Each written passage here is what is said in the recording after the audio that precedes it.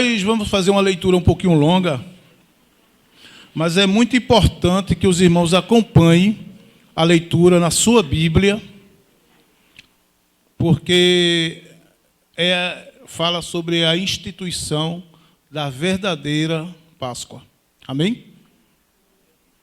Então, abra a sua Bíblia no capítulo 12.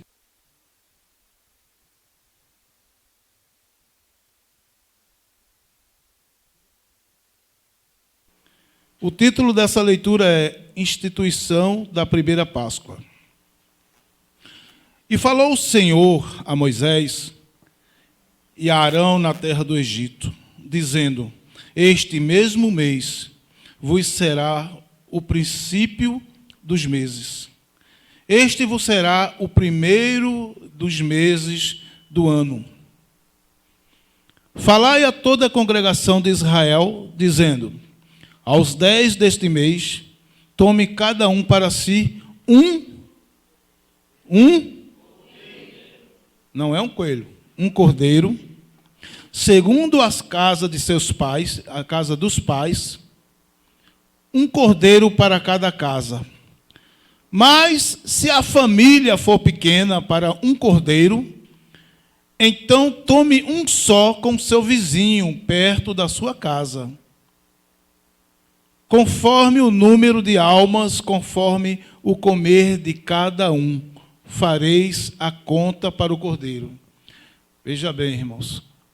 Se a família fosse pequena, tinha que chamar o vizinho. Se não falasse com o vizinho, estava complicado, né? Tinha que chamar o vizinho para celebrar a Páscoa junto com ele. E a conta para o cordeiro se fazia de acordo com o comer de cada um. Cadê o pastor? Come muito, né? Feito eu também. Então tinha que ser... Ele ia ser um cordeiro, só para a família dele, né? Para a minha.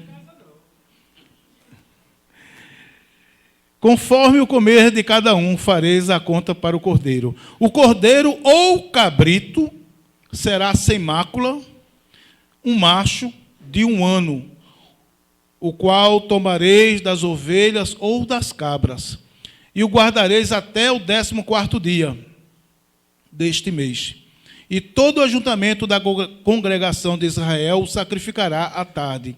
E tomarão do sangue e poloão em ambas as ombreiras e na verga da porta, e nas casas em que o comerem. E naquela noite comerão a carne assada no fogo, com pães asmos, com ervas amargosas a comerão. Não tinha chocolate, não. Não comereis dele nada cru, nem cozido em água, senão assado no fogo. A cabeça, os pés com a fressura. A fressura são as tripas, as vísceras. No Nordeste a gente chama tripa. E nada dele deixareis até pela manhã, mas o que dele ficar pela manhã queimareis no fogo. Assim, pois, o comereis. Preste bem atenção nisso, irmão. Assim, pois, o comereis, os vossos lombos cingidos, os vossos sapatos nos pés, o vosso cajado na mão, e o comereis apressadamente. Esta é a Páscoa do Senhor. Amém? Então, os irmãos podem sentar.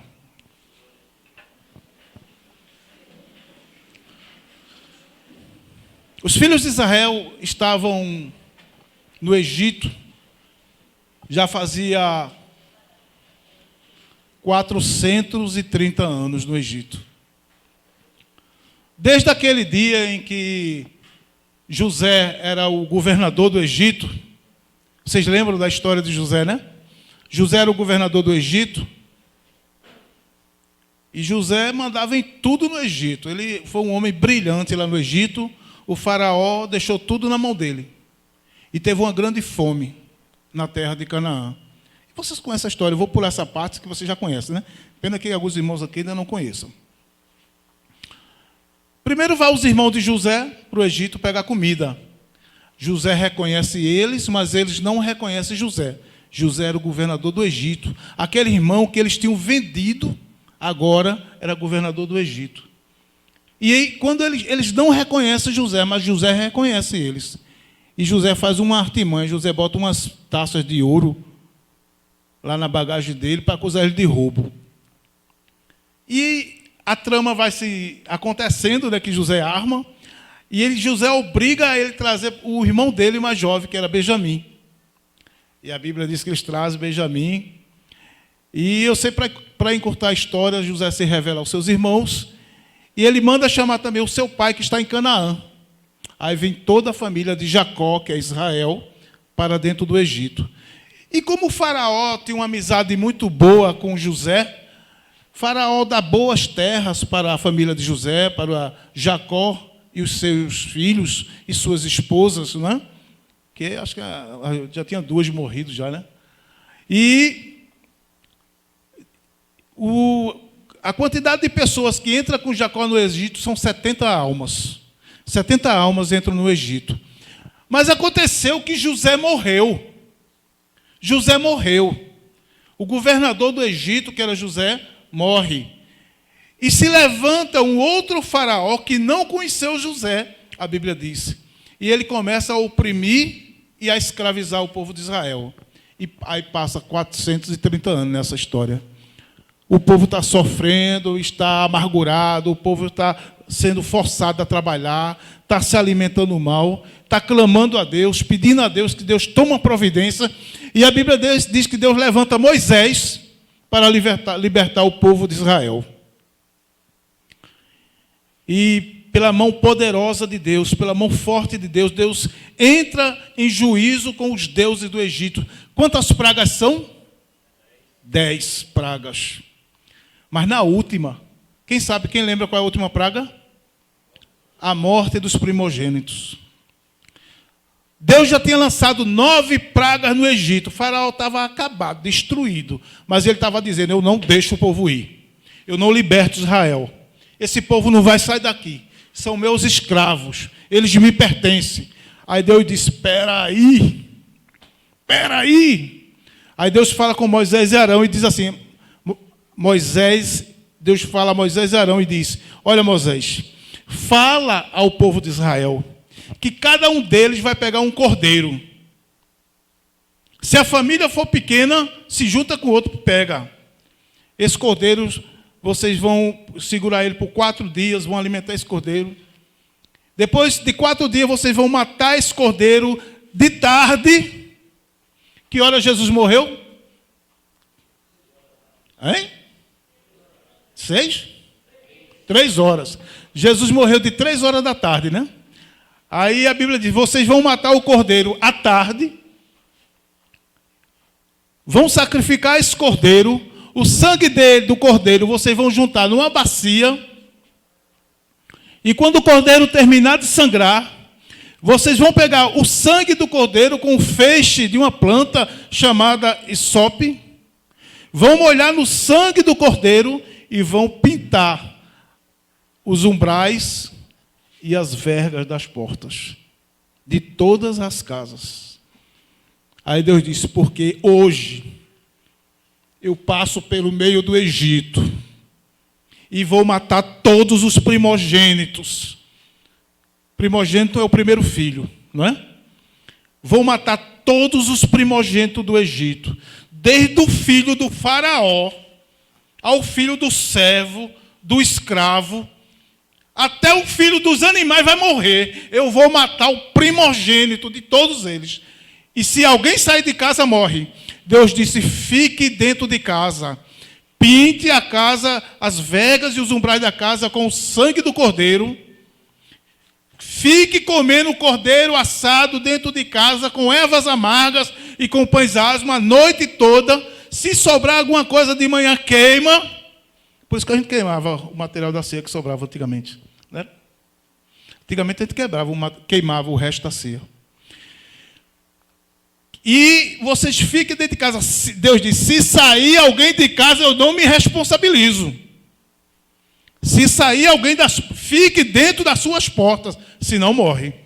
Porque hoje eu vou passar pelo Egito e vou matar todos os primogênitos que existem lá. E os judeus fizeram assim: sacrificaram o cordeiro, apararam o sangue do cordeiro numa bacia, pintaram as vergas e os umbrais da porta, assaram o cordeiro no fogo, prepararam pães asmos, prepararam ervas amargas e passaram a noite lá, dentro de casa, comendo o cordeiro, tomando ervas amargas e comendo os pães asmos. Pão asmo é pão sem fermento, tá? Enquanto isso, o anjo da morte, Deus disse assim, ó: quando o anjo da morte chegar aqui e vir o sangue pintado na porta da casa dos filhos de Israel, eu passarei por cima e livrarei aquela casa. E naquela noite o anjo da morte passou em todas as ruas do Egito. Onde não havia o sangue do cordeiro, o anjo entrava e matava o primogênito morria. E quando amanheceu o dia, em todas as casas do Egito, desde o palácio de Faraó até a estribaria dos animais, o primogênito estava morto. Você lembra que Deus disse assim: você sabe como é que vocês vão comer esse cordeiro? Vocês não vão comer de qualquer jeito. Sabe como é que vocês vão comer? Vocês vão comer com o sapato nos pés, com os lombos cingidos, vestido, preparado para uma viagem, com o cajado na mão, e vão comer o cordeiro apressadamente, como se tivesse para sair, como se tivesse para ir embora. Eles não sabiam ainda. Mas depois da 10ª praga, Faraó chegou lá e disse a Moisés: sai do Egito, tira teu povo do Egito, leva os teus bois, as tuas vacas, leva o teu povo para fora do meu país, porque eu não quero mais vocês aqui. E os egípcios ficavam empurrando os filhos de Israel para ir embora. Vai logo, vai logo, vai logo, vai logo. Toma vaso de ouro, toma vestido, toma panelas de ouro, toma dinheiro, mas vai logo, sai do Egito. Porque Deus matou todos os primogênitos do Egito. Essa é a Páscoa do Senhor, irmãos. A palavra Páscoa significa passar por cima. E aí Deus disse: quando vossos filhos, Deus disse, vocês vão fazer isso pelas vossas gerações. Isso aqui é uma festa perpétua, nunca vocês vão deixar de realizar. Quando vocês entrarem na terra que eu prometi dar aos vossos pais, vocês vão celebrar essas festas até o fim. Vocês vão celebrar essa festa. E quando os vossos filhos perguntarem a vocês: o que é isso que vocês estão fazendo? Vocês vão dizer a ele: isso é quando o Senhor livrou toda a casa dos filhos de Israel da mortandade dos primogênitos. Eles tinham essa obrigação de contar para eles, de passar para a geração seguinte aquilo que Deus havia feito. E eles comiam apressadamente. Meu irmão, nós também temos que viver assim, com os pés calçados no Evangelho, com os lombos cingidos, com a couraça da justiça, com a Bíblia na mão, meditando na palavra de Deus. E devemos saber que nós estamos nesse mundo apenas por um tempo pequeno, porque o Senhor voltará e levará a sua igreja. A leitura que a irmã fez, Jesus diz: eu quis ansiosamente comer essa Páscoa convosco. Era a última Páscoa que Jesus estava celebrando. Jesus ele veio não para revogar a lei, mas para cumprir toda a lei. Jesus celebrava a Páscoa como todos os judeus celebram. E ele disse assim: vai preparar a Páscoa, porque eu quero muito comer essa Páscoa com vocês antes de eu morrer. Jesus celebra a Páscoa com os discípulos. Eles preparam a Páscoa. É a última Páscoa que Jesus vai celebrar com os discípulos. E naquela mesma ceia, Jesus institui a nova aliança no seu sangue, que seria comemorado pela igreja até o fim. Jesus disse: faça isso em memória de mim. Jesus disse: esse sangue não é mais o sangue do Cordeiro. Este é o meu sangue. É o sangue da nova aliança. É o sangue que será derramado para o perdão dos vossos pecados. E Jesus pegou o pão e disse: este é o meu corpo que é partido. Não é mais o cordeiro, não é mais um animal. Esse aqui é o meu corpo que é partido por vós. E o profeta Isaías diz assim: pelas suas pisaduras fomos sarados. Essa é a Páscoa do Senhor, irmãos. E lá no Egito, os filhos de Israel deixaram o Egito. E todos os anos eles celebravam a Páscoa. Na Páscoa havia 2 ingredientes que acompanhavam o cordeiro. Era o pão asmo e as ervas amargas. As ervas amargas eles tinham que beber para se lembrar da agonia e do sofrimento que eles passaram no Egito durante aqueles anos de escravidão. E o pão asmo significava a pureza, a santidade que eles tinham que viver. Também nós, irmãos, precisamos viver uma vida de santidade. Precisamos viver uma vida nos apartando das coisas desse mundo.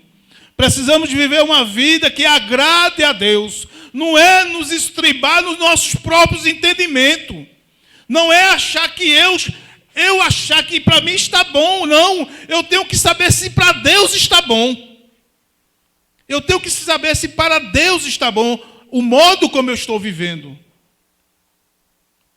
Porque essa é a Páscoa do Senhor.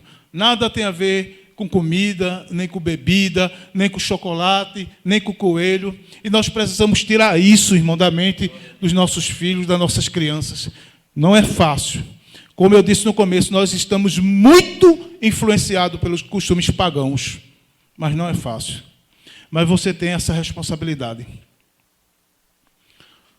E a palavra de Deus nos diz que Cristo, Ele é a nossa Páscoa. Para concluir, eu queria deixar para os irmãos, fazer mais uma pequena leitura com os irmãos, que está em 1 Coríntios capítulo 5. Se você quiser abrir a sua Bíblia, abra. 1 Coríntios capítulo 5. Todos acharam? Eu vou dar um tempinho para vocês acharem que é uma leitura muito importante. Se você quiser, abra a sua Bíblia, 1 Coríntios, capítulo 5, a partir do versículo 7.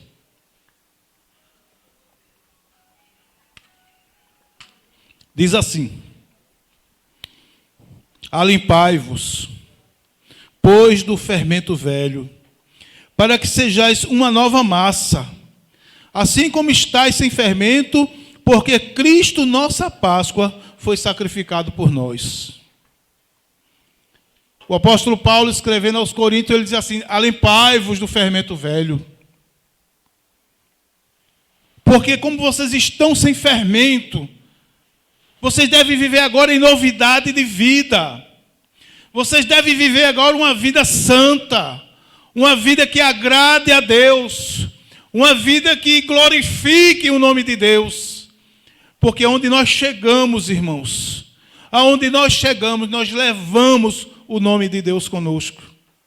Quando alguém diz assim, olha para você e diz assim: esse rapaz realmente, ele é um crente verdadeiro, um crente sincero, é um homem de Deus, é uma mulher de Deus. E as pessoas olham assim e dizem assim: eu quero ser um crente assim também. Mas é muito diferente quando alguém diz assim: aquele ali é crente, a gente está contando piada pornográfica aqui, ele está rindo com a gente. Aquele ali é crente, que fica fazendo negócios e não cumpre os negócios dele, pede emprestado e não paga. engana os outros, crente assim, até o diabo é.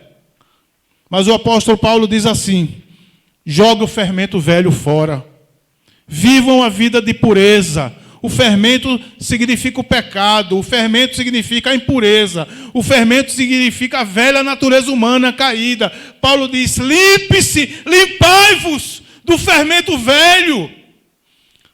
Tira da vossa vida essas coisas que não agradam a Deus. Joga fora. Viva em novidade de vida. Jesus, uma vez, ele disse aos discípulos: cuidado com o fermento dos fariseus e dos saduceus. Cuidado com o fermento dos fariseus e dos saduceus. Porque os saduceus, eles queriam ter uma aparência de santidade, de uma pessoa que vivia uma vida correta diante de Deus, mas eram homens carregados de iniquidade. Jesus uma vez disse: são sepulcros caiados, por fora branquinho como essa parede, mas por dentro cheio de imundice. Os fariseus são sepulcros caiados. Cuidado com o fermento do fariseu. E os discípulos pensavam que Jesus estava falando de pão. Aí Jesus disse: por que vocês pensam que eu estou falando de pão? Eu estou falando da hipocrisia dos fariseus. De homens que querem ter uma aparência de santidade, mas na verdade não são. São sepulcros caiados. Não seja como os fariseus.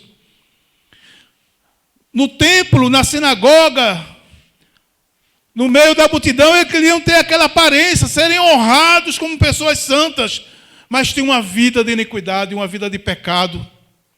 Nós não podemos ser assim, irmãos.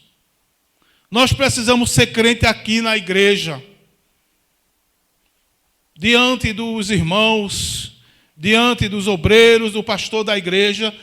Mas da mesma forma eu preciso ser crente no meu trabalho. Glória a Deus. Eu preciso ser crente na minha escola, na minha faculdade. Eu preciso viver realmente uma vida de pureza e de santidade. Porque Cristo, Ele é a nossa Páscoa. E Ele morreu por nós.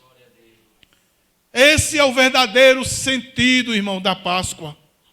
Esse é o verdadeiro sentido da Páscoa. E nós precisamos passar isso para os nossos jovens, para os nossos filhos, nossas filhas, nossas crianças, para que eles não cresçam pensando em coelhinho e ovo de Páscoa. Que o Senhor abençoe a sua igreja. Amém? Deus abençoe os irmãos.